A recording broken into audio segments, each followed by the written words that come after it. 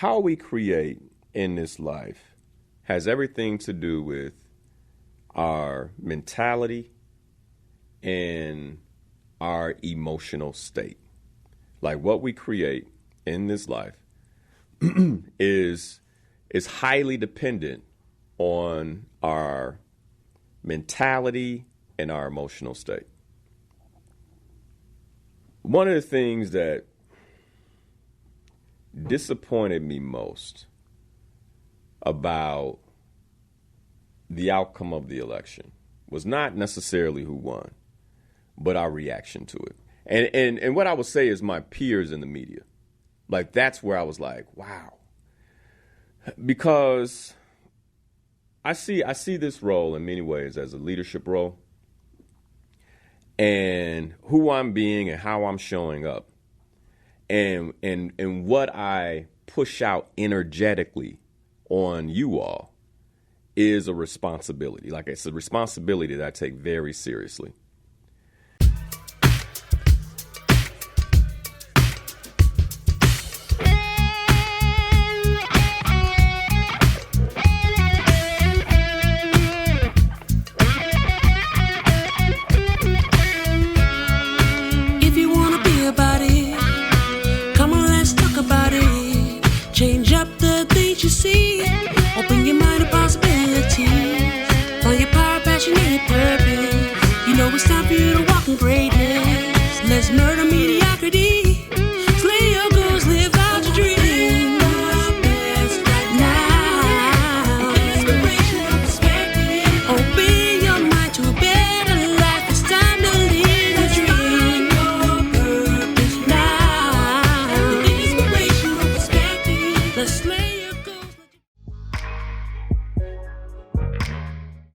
What had me the most concerned is how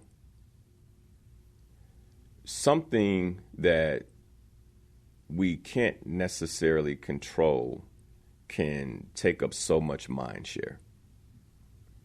And by the way, it's natural to, 24 hours, 48 hours. But I'm curious how we're doing now. Some people might say it may take me a couple of weeks. Okay.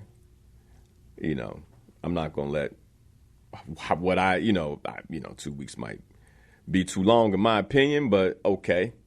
And part of what I was thinking about too is we've been discussing our children and how to raise children. And one of the things that we didn't talk about in the lessons that we distinguished as a group, because many of you share some really phenomenal lessons, was the lesson that I think we all know is that our children, they take cues from us, and they learn the most by what they see us do and how they see us behave. And more importantly, a lot of times how we think and what we think as parents becomes the pattern by which they think.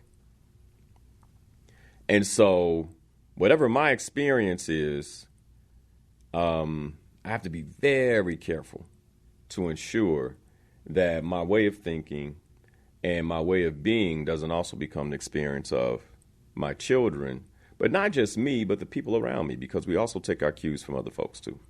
So, because of that, one of the things I wanted to talk about today is how to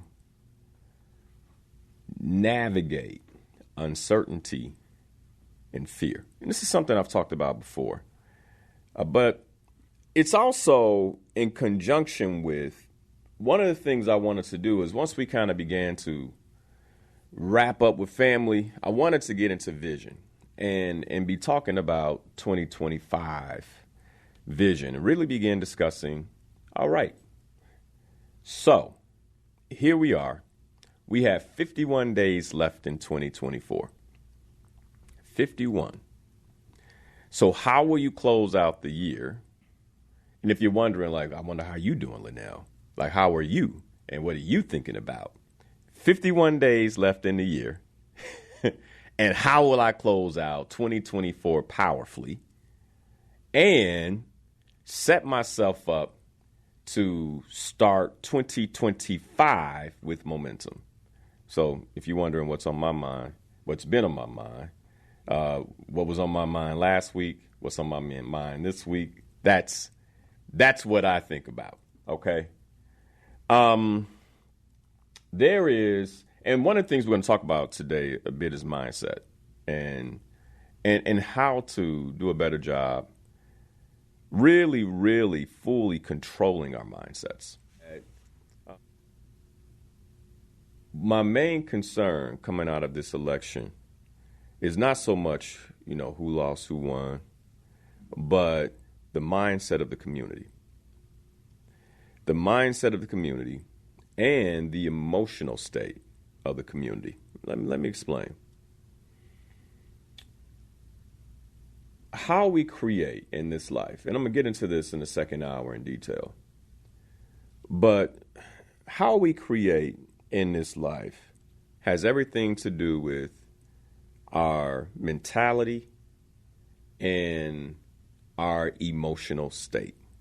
Like what we create in this life is highly dependent on our mentality and our emotional state. Now, let me just let you sit with that.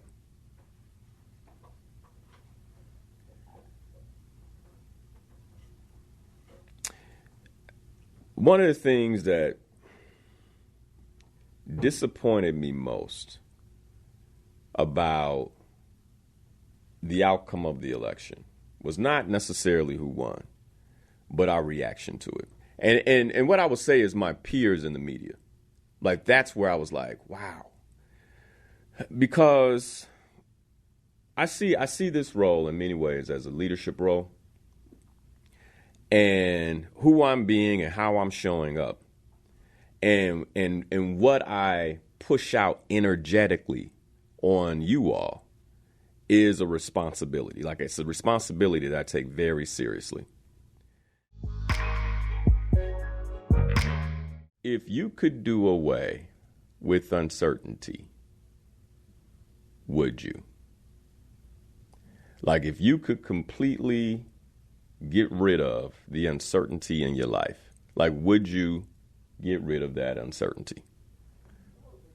And I'm just curious, like, and for those of you listening on the Facebook, like, let me know in the comments, like, if you could get rid of uncertainty, would you? Joyce said, I think a little bit of uncertainty is good. In some ways, it lets you know you are not totally 100% in control. And that's what leaves some people feeling despair when uncertainty shows up. It throws off when it could be used to shift your direction. I like that, Joyce. You know, what I find interesting is that we ever believe we are in control. Yeah, I think that this fallacy of control is also what creates the level of anxiety and uncertainty that people have right now, because they thought they had this in control and then they realized they didn't. And I always say that control is an illusion. Like, there is no control, which is why faith in the Creator is paramount. Evan said, no, I believe uncertainty in some form or fashion has kept us and keeps us on a heightened state of alert or consciousness. Without it, I believe complacency would subdue us all. Well thought out there, Evan. Yeah. Calvin said life is full of uncertainty when you're not rooted. I'm guessing that you mean rooted in the Creator. And when you have that as your key to life, then there's a certain level of certainty that you can have. Maybe not certainty in circumstance, but certainty in promise. Promises that can't be broken. But I see in the stream, most of you all are good. I would not get rid of uncertainty. Willie said I would not get rid of uncertainty. Morris said, greetings. What disappoints me the most: 1 week ago, Trump held a rally at Madison Square Garden in New York. Speaker after speaker disrespected a highly accomplished black woman as thousands cheered. Unfortunately, their actions were a wake-up call. Yeah, I would say that was happening on both sides, Morris. I think both sides were fairly disrespectful. So that's kind of that's kind of the way of politics these days, unfortunately. A lot of name calling, a lot of, what would be considered disrespect in any other format. I mean, if my son went to school and carried on some of this foolishness, we would get a letter. We would get a little note or email midday letting us know exactly what happened and how it's not okay. And the fact that it is okay now, I think it tells you a little bit about where we are as a people.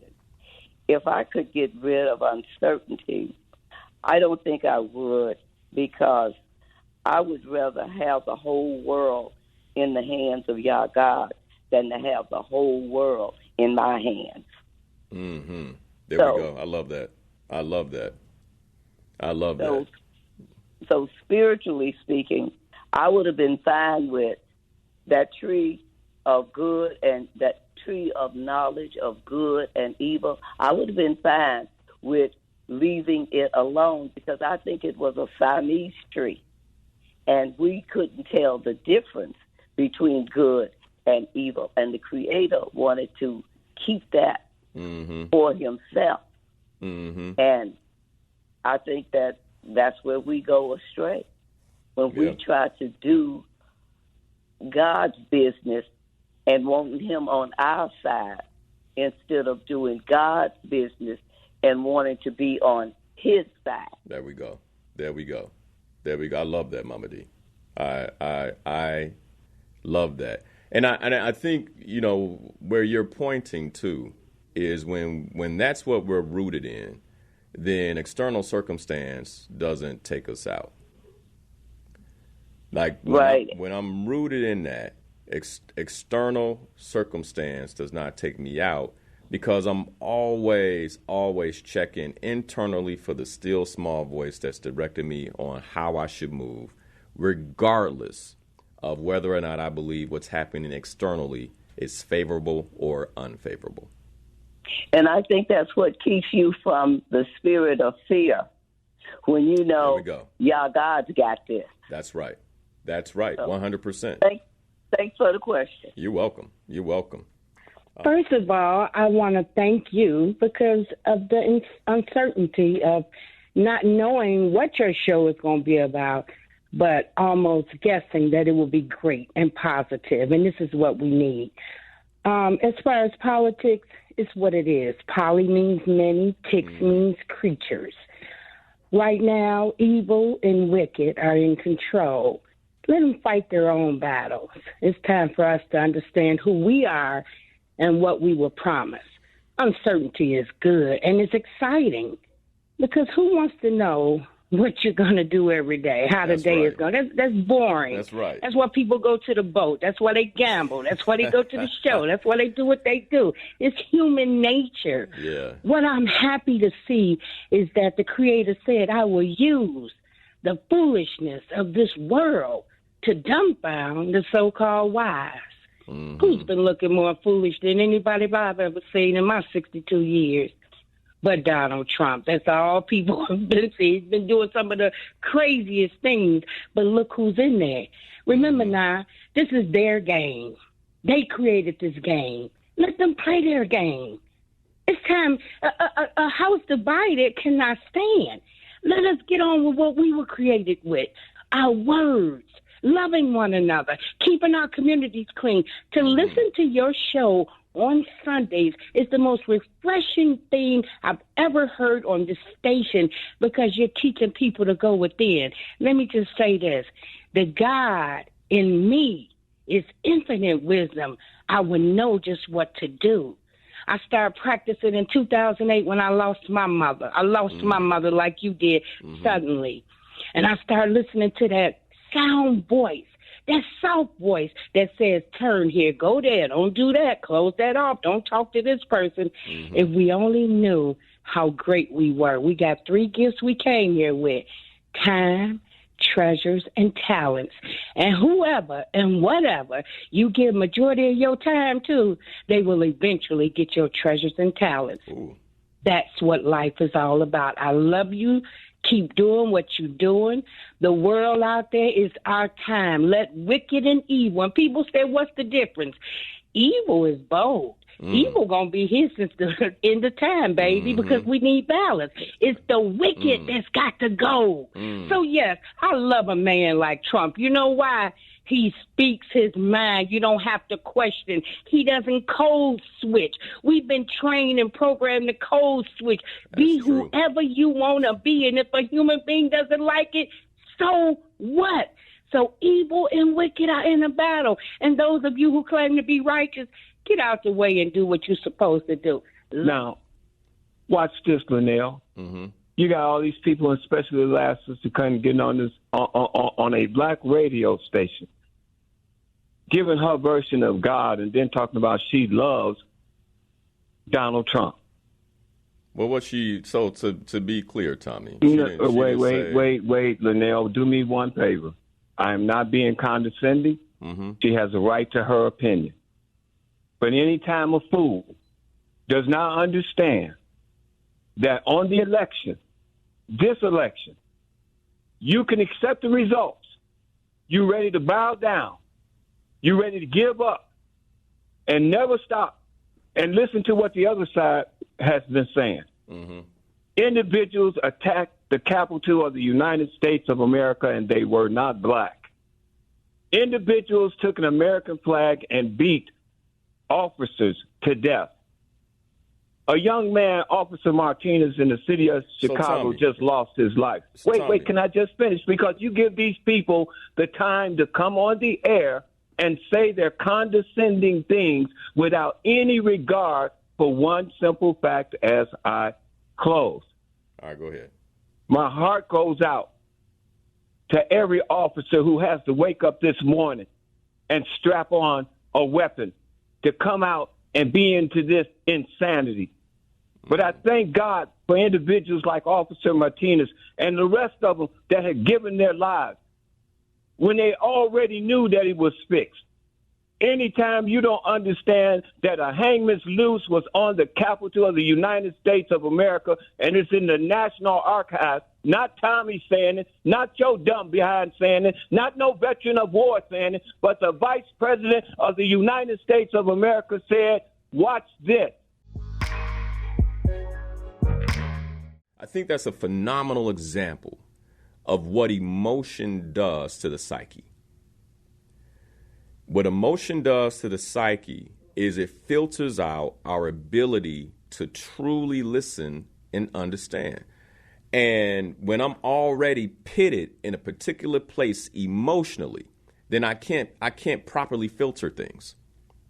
And we just saw that. I love the brother. I love the brother. He's been a phenomenal support. It's likely why I let him go so long. He even called me dumb. I called it, right? But that's emotion. Like, it doesn't make sense.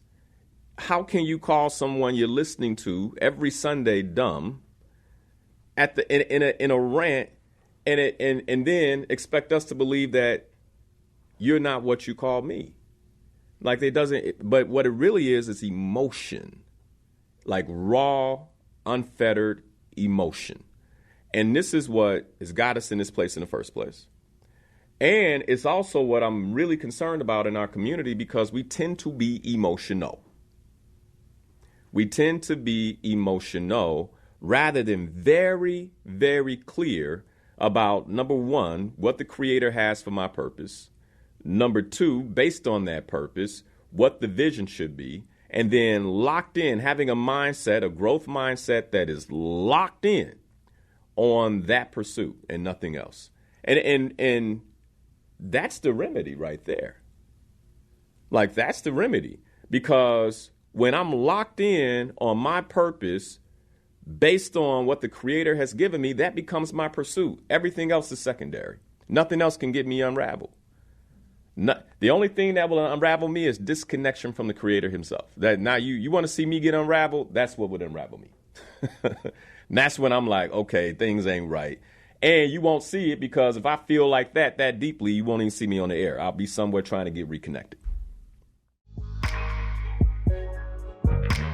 Traveling this past week, I was at a conference. And obviously, I watched the results of the election away from my family, and I was fine. It was, and Day knows this. Titus, I don't know if we had too much conversation about it, but it's something I anticipated for lots of reasons, and I'm not going to get into that. But I think anybody who knows me knows that I'm fairly objective. Like, I don't really get caught up on either side, and I'm fairly objective, and I just, I see things, and just based on that, I was like, this is, and I dare you can vouch for that. I was like, this is how it's going to go next week. He's shaking his head if you can't see him. And so it didn't really surprise me. So Wednesday was a normal day for me. Went to the conference. Thursday, there was a speaker who was very clearly on one side of the fence that at this conference was a keynote speaker. And there was a visceral moment, that morning as this speaker spoke where people just got up and started leaving. And there was anger, and individuals shouted from the aisle, like at the speaker. And I could sense the anger and the contention in the air. And we're all, we all can have our beliefs. But what concerned me the most when I saw that was, one, how polarizing it felt in the room. And how almost as if you believe one thing, you had to leave. Like, you had to leave. And I remember talking to one of my colleagues who was like, hey, I noticed you stayed in the room. And I said, well, the speaker is real smart. And they were sharing things about the future and technology that I wanted to hear. And so I'm very clear on why I'm here. And I wanted to get the knowledge of that speaker. It really didn't matter to me what the speaker believed, but I wanted the knowledge of that speaker. And my colleague was like, wow, I didn't think of it about that way. Can I get your notes? Can I get your notes and all that? And I was like, because actually after everybody left, the speaker said some very profound things. I mean, part of which I plan to cover on December 1st when I talk about the last year of now. And real quickly, I'm going to go to the phones in a minute here. Phone lines in a minute, so just hear me out. But on December 1st, I plan to talk about what I think is more important than the election, and that is the shift in technology and the creation of this digital realm that we've been talking about in terms of our children having to navigate. And that's, I would say, more immediate in impact than the election itself. Now, people might disagree with me if they want to, but the way technology is moving right now, artificial intelligence, they just announced that AGI will be introduced in 2025. I'm sure somebody's like, what's that? Look it up. I'm going to go into it on December 1st. But that's why I sat in that room. I'm like, I really don't care. I need to understand this. Because there's a larger purpose. And this is why I believe purpose is so important. Because when I know my purpose on the planet, then that becomes my anchor. And that serves me in everything that happens, no matter what it is. It allows me to sit with clarity, to sit with purpose, like defined purpose, no matter what's going on. Like and I probably have the benefit of being a man. You get where I'm going? Like, I probably have the benefit of being a man when it comes to that, in a way to, better navigate my emotions. Because I think it's, well, don't know if that's always true, but we're a bit less emotional than our female counterparts based on how we're designed. And so I probably have that benefit as well, where I can probably be in some situations that, without it really getting to me. I share that because I believe more than anything, a lot of what we're encountering are just distractions. Distractions from the deeper, larger goal the Creator has for you. And some of us are allowing some of these distractions to become our purpose. And then when what we allow to become our purpose doesn't work the way we intend to, it is shattering. And the beauty of purpose that the Creator gives us is that it cannot be broken and it cannot be taken.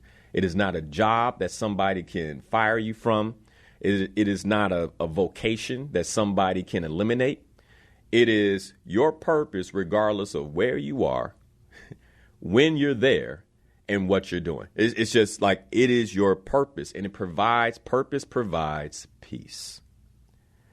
And that's why I'm so incredibly grateful that the Creator allowed me to find my purpose so early and give me the opportunity to begin fulfilling on that purpose. I see a comment here from Tony saying, yeah, man, artificial general intelligence. He's a technology guy. Serious implications. And I think, I'm thinking about this community. Like when, at that conference, I'm taking notes. I'm thinking about this community because we're distracted. Like, okay, I'm upset about this. And we're like, what's going on over here? And while all that is going on, there are moves being made in technology that are about to fundamentally change how we live. Like fundamentally.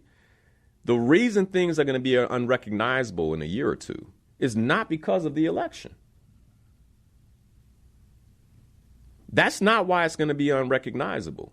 The reason it's going to be unrecognizable is because of how fast technology and the advancement of technology is moving. And so a lot of us are completely concerned about the wrong things.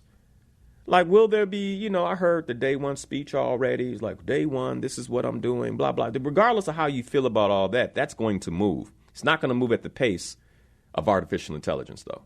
It's not going to move at the pace of technology. It's not going to move at, like, we are reaching a singularity that is changing everything. And that's what I mean by the last year of now.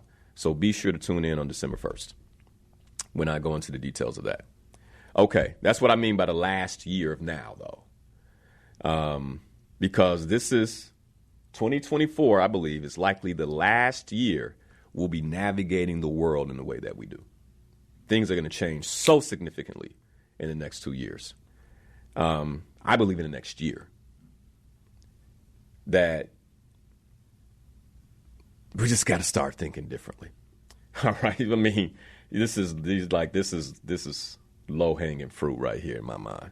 But, I'm being thoughtful, and I get that the Creator's put me in a different mental space. All right, good.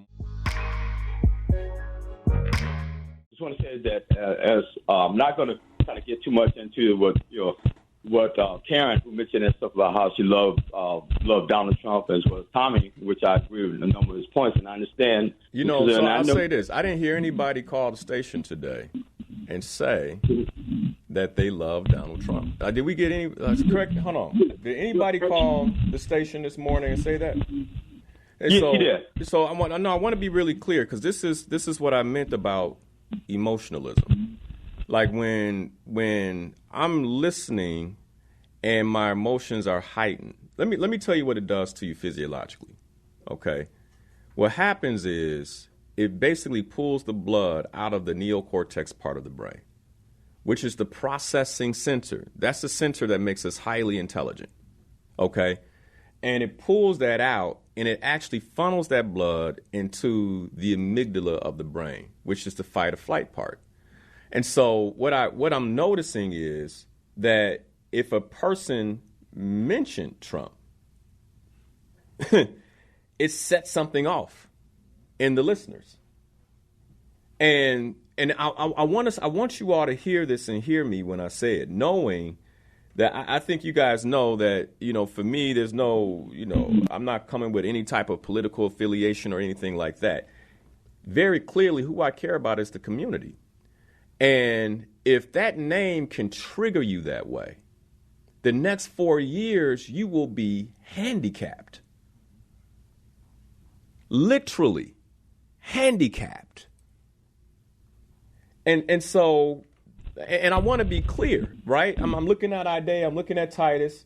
Nobody called into this. Not one caller called in and said they loved Trump. Now, one person did say they appreciated his forthrightness. That's what was said. But notice the interpretation through the filters that many of us are carrying about this man and how it can hijack us. And this is part of my concern right here. If you dislike Trump and you allow that dislike to turn to hate, you are doing yourself a huge disservice, because hate controls you. What hate does, like let me tell you something. Like when you hate something, like my son, sometimes he'll use the word, and I say, don't use that word. And the reason I ask him not to use the word is because what you're depicting is actually that I've given control, a certain level of control of myself to something else. When you say I hate something, what you're saying is that something actually levies some level of control over me. That's what you're saying. So if I said I hate Ide, I can't. What I'm literally saying is I have now given Ide a certain level of emotional control in my life. Not only does hate require focus and attention, right? Like, so that's part of where the control is.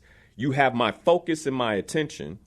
It also gives you emotional influence. So now you have emotional influence over me. But more so, it also provides behavioral control. When I hate something, it provides, because if it shows up, my behavior instantly changes. I can't be myself anymore, right? That is the power of hate. It impacts my decision making. It has physical and mental health effects. Like, y'all be careful out here hating somebody. Really? Like, when you say I hate, what you're saying is I'm allowing it disturbs me so much, I have willingly provided it control. The other thing it does is it creates isolation and withdrawal. Because now if I'm in spaces where whatever it is that I hate may be, I don't go. So now there's a level of control. And then the last part is how it impacts our self-perception and identity. And I'm afraid that too many people in our community identify with one another around this thing. When there are so many around something that is hated versus something that is loved. Like, why don't we find what we all love together versus what we hate? And so I'm happy we did this. It was in my spirit. I was going to talk. we were supposed to talk about children today. And it was my spirit kept saying, hey, this is the conversation to have. I'm happy we're having it. I remember when I was, I wasn't a judge, but I was working in an election here in Chicago for Harold Washington. Mm-hmm. And I was just an observer. And at lunchtime, the two judges who were running that particular precinct, they told me that they were going out to lunch at 12 o'clock. They'd be back at 1 o'clock. And they said, we're going to lock the door. And they said, if you leave, the door will lock behind you. Just know that, so take your purse with you. They locked the door. And, of course, what I did, I just stuffed the ballots. I got all ballots I could for Harold Washington and stuffed the ballots. Because one judge was for Harold and another judge was for whoever was running against him. But both of those judges wanted Harold to win because it was on the South Side in the black community. So I said, maybe that's what happened. But I don't know. I'm not making any judgments. I just know that Trump has a way of figuring out what's the best way to get his way. Let me. This is so loaded this morning. So, Tony, you're telling me you cheated for Harold Washington? Pardon? Are you telling me that you cheated for Harold Washington when you were Most certainly did. Because I saw the judges cheating. I was there just observing them. I never said anything. Are you insinuating that could have happened in this election? I'm not saying that. Okay. I'm just saying, I have seen what has happened. Oh, and one last thing. Everybody remembers when Trump told these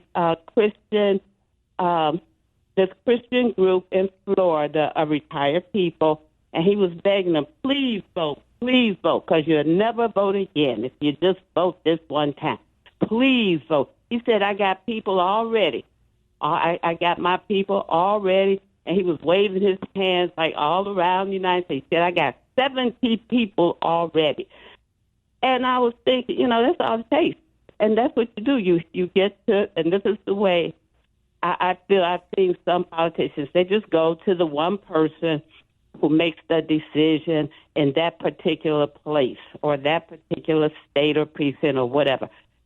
It may change. Things may change. Well, Tony, we always do when we figure it out. Because we're getting to the end here. I want to hear you out. Thanks for the phone call. Let me say this. This is something else that, because I'm sure when I corrected her about Trump, somebody's like, he's a Trumper. No, I want to be very clear about something. When we don't call something the way that it is, then our word, you got to think about our word, right? Now, let's be clear. Does Trump have a history that is dotted and lined with lack of integrity? Yes. But when you say everything, you have to, that's too big. I think one of the most important things that we can begin to understand that anyone that grabs a hold of the attention of millions of people, there is something legitimate about that person. And you got to sit with that. Come on, you all. You have to sit with that, whether you like it or not. Okay, has he done a bad business deal? Yes. Are all of them bad? No. So we got to be, let's be, what I'm trying to do is support us in being objective here so we can understand. Because then what that means is that if someone did vote for Trump, that they're an idiot. And I don't think that's the case. You get where I'm going? I think that on both sides of the aisle, you have really smart people who believe what they believe. And so, notice creating these. This is part of what hurts us, you all. Creating these narratives that we hold as true that aren't. Because then you have it's hard to reconcile within yourself what's true and what's not. Okay? Shared early in the show, I was really disappointed with how my peers handled the election result. In particular, my peers in my community. And because it was this heaviness and this, woe is us. And it's kind of if you're a leader, it doesn't matter what happens. We have to cast a vision for what's next. And I'll share with you all. I think the election results are insignificant in contrast to what's coming technically in digital technology. I think it's insignificant. If there's anything that's going to impact this community in a way that it's going to hurt us financially, that's going to hurt us in terms of our actual health, that's going to hurt us economically, it's technology. It's the technology that is coming and coming fast. And so I feel like we're being emotional about the wrong things. Get a little scared and join me on December 1st as we begin to think about and talk about what's coming and how we deal with that. Part of which is absolutely 100% getting educated about what's coming. But if we pass our time watching MSNBC, CNN, Fox, whatever it is that you watch, they're not having this conversation with you. This conversation is not happening. And so then we're being concerned about something that we can't even control. And I want to talk about things we can control. I want to begin wrapping our arms around things that are within our control as a community. The election's over. I'm hearing you guys out, but it's over. It's out of control now, right? At least for the next 4 years. And so what can we control? We can control what we understand about artificial intelligence. We can control how we begin to leverage it in our businesses, those of us who own small businesses. We can control what we know about it. We can control how many different applications of it are coming. We can control the implications of it, what the technology can actually do to you.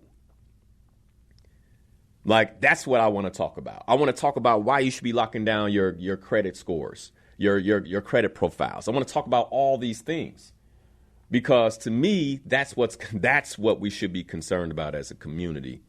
And I just think that often the loudest voice, which is the media, will dictate our concerns. And I just don't believe this is one of our big concerns. And I wanted to get a feel for where the community was on that. America's still going to be America. It's going to be 4 years. Maybe you'll learn when somebody tell you what they're going to do, you better believe them because it's coming from them itself. Now, don't laugh and don't be crying and ringing. Oh, he said this, he did that. Just accept the fact. Half of the country said that's what they wanted. The other half said that's what they didn't want. That's what they call democracy. So you got to live with it. So you get up and you look in that mirror, and that person you see, you got to rely on. Because ain't no man, no woman in office going to do for you what you need to do for yourself. That's right. So that's how I'm going to end it. I'm good. I set myself up for me and my family to be fine going forward. That was my job. I fulfilled my purpose. That's my job too, brother. I feel you on that. Yeah. For them. Okay, so I lay down, and when I woke up the next day, I was still me. When I looked in the mirror, I saw the same me. So then nothing changed pretty much for me. But I see it getting better for me because I'm still on my projection of what I plan, what I want to do for 2025. Right. And when the year turn over, by May, I'm going to be projected for 2026, what I need to do for 2026. I love that. And use those months to get me where I need to go. Yep. What I hear you saying, Rod, is that what you have basically adopted the long view as a way to navigate the current uncertainty. Yeah, I always project forward. There we go. At least for 12 months out, because I don't live my life 1 week at a time or 1 day at a time. You know what I'm saying? The stuff's changing. You got to be able to adapt. Stuff happening so fast with this intelligence and all this stuff. You better get some gist of what's going on, so when it confronts you, you know how to deal with it or learn more about what you need to do to embrace it. Yeah. Because see, that's just the way I see it. Like I say, I'm not speaking for nobody else. I'm fine, and it didn't change me one bit. When I got up in the morning and looked in that mirror, I saw me. I knew what I had to do. And my plan's been going forward and going strong since then. So I don't rely on no president to do for me, but I need to do for myself. Put stuff in place that's going to benefit me.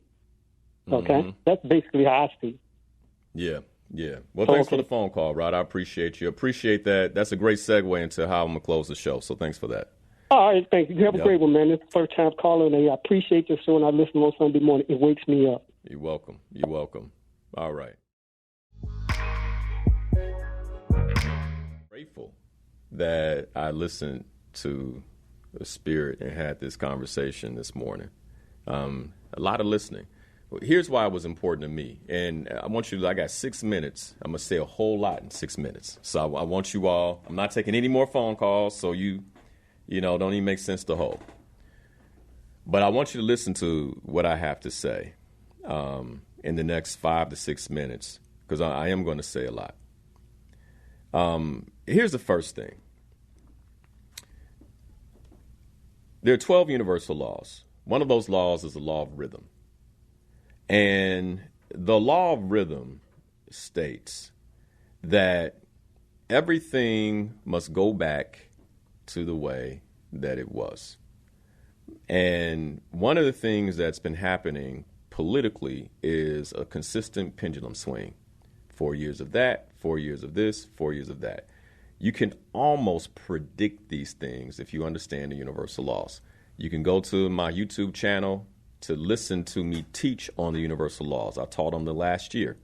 You can listen to me teach on the universal laws if you want to learn more.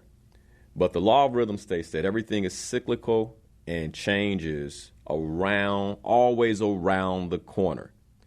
The law is the process of moving in and out of various phases. And what's happening lately is we move through phases much faster. And so I believe that we are now moving into another phase. This is the law of rhythm. The Creator created these laws. He put them in place. He put them in place. Just because you want something a different way doesn't mean the law is not going to act. It's a law. That's how it goes. Here's the other thing. When I went through my coaching certification course, one of the things that we talked about was how human beings show up, in particular in leadership. And one of the ways that we go into a conversation with a leader is we ask ourselves as coaches, is this an eagle? Is this a turtle? Or is it a snake? And so whenever I encounter a leader, I always ask myself, is this an eagle? Is this a turtle? Or is this a snake? Now, some of you might think I'm talking about the recent political opponents. I'm not. I'm asking you.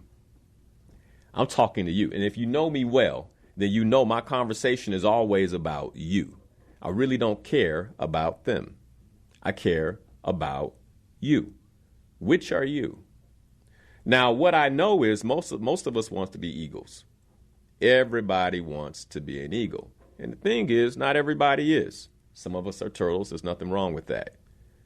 Reliable, consistent, but slow, right? And that's just that's what it is. And then there are others that are snakes, but most people want to be eagles. And so what are the attributes of an eagle? An eagle displays courage. An eagle takes on responsibility. An eagle holds itself accountable.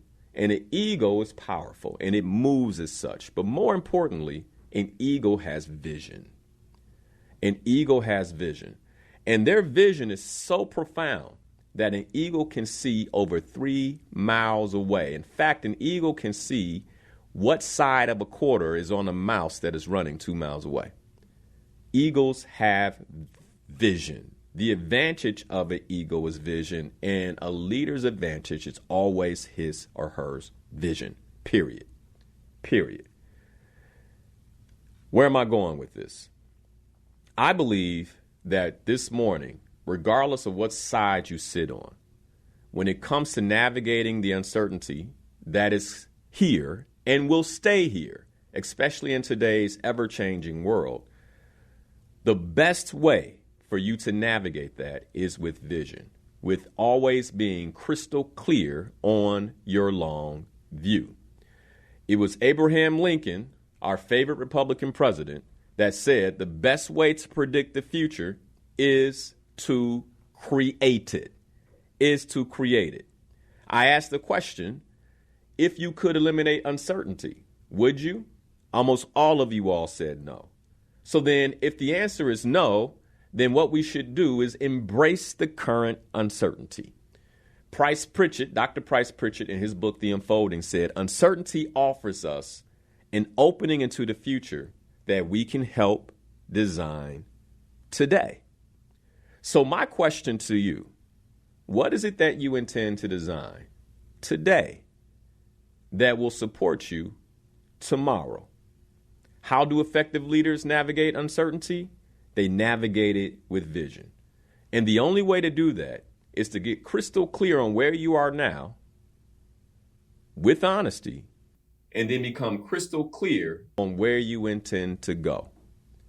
And then based on where you intend to go, the next step to take is action.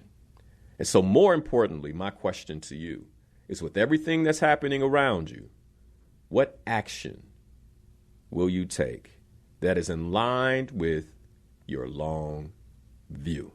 This is just a moment in time. This moment will go. This moment will pass. But when the moment passes, where will you be? With love, that's the show. Thank you for watching Inspirational Perspective. If you love this show and you want to see more content like this, you can go right here. And if you like this subject and you want to see much more content that we have available for you, just click the button here. As always, thanks for watching. Be sure to watch the show live, 7 a.m. every Sunday morning on WBON Radio, or you can catch it right here on YouTube or Facebook.com/Coach Linnell Harris. Be sure to hit that like button. If you haven't already, be sure to subscribe so we can get more content just like this to you.